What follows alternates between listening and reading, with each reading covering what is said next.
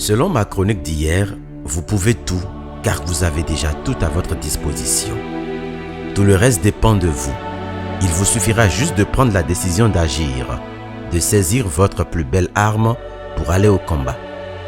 Vous devez savoir tenir votre arme avec fermeté, aiguiser votre arme de la bonne façon et surtout, la manier. Mais avant de vous expliquer comment utiliser votre arme, je me dois de vous parler de l'état d'esprit qui doit précéder.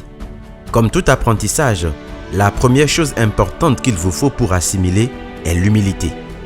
Si vous voulez devenir un gladiateur, vous devez comprendre que tout repose sur l'humilité. Premièrement, vous devez avoir l'humilité d'accepter de nouvelles choses, un nouveau point de vue. Celui qui croit tout connaître ne peut plus rien apprendre, et celui qui s'attache à ses vieilles connaissances refuse de s'ouvrir à de nouvelles. Comme me l'a dit quelqu'un il y a quelques jours, vous devez vous déconstruire chaque matin pour vous laisser reconstruire chaque jour. Si vous continuez par subir, si vous avez le dégoût de la vie, si vous êtes fatigué d'être une proie, c'est qu'il y a encore des choses que vous n'avez pas apprises ou comprises. Ces choses peuvent parfois aller contre votre éducation classique, contre vos croyances religieuses ou supposées foi. Ayez donc l'humilité nécessaire avant de vous engager dans cette quête de gladiature. Et si vous rencontrez des doutes, prenez le temps de les dissiper avant de continuer. Car la confiance en soi et la foi viennent de l'assurance qu'on a des choses. L'absence de doute garantit la foi. Deuxièmement, vous devez avoir l'humilité de reconnaître et d'accepter que vous ne valez pas mieux que les autres et surtout que vous ne méritez pas mieux. L'une des choses qui détruisent, c'est la présomption d'être meilleur et de mériter une vie meilleure. Nous pensons que nous méritons le bonheur comme si les autres ne le méritaient pas. Nous pensons que nous méritons la richesse plus que les autres. Nous pensons avoir droit à une telle faveur ou autre. Certains pensent même déjà mériter le paradis et que tous ceux qui ne partagent par leurs convictions religieuses sont pour l'enfer. D'autres pensent que la vie leur doit des bénédictions au nom de leur croyance, de leur foi.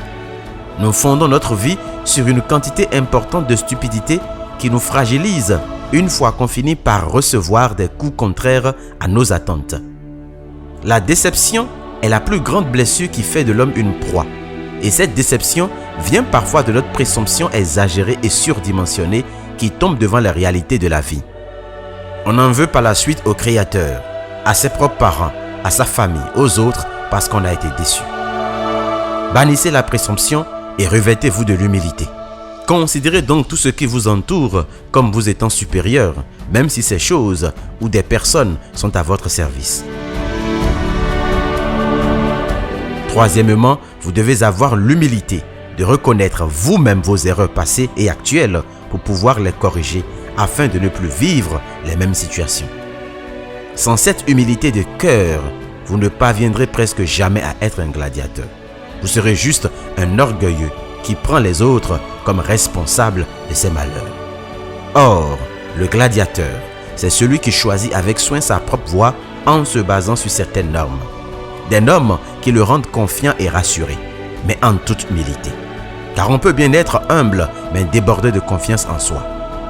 Embrassez et revêtez-vous donc de l'humilité et allons ensemble au camp d'apprentissage de la gladiature. À demain pour la suite.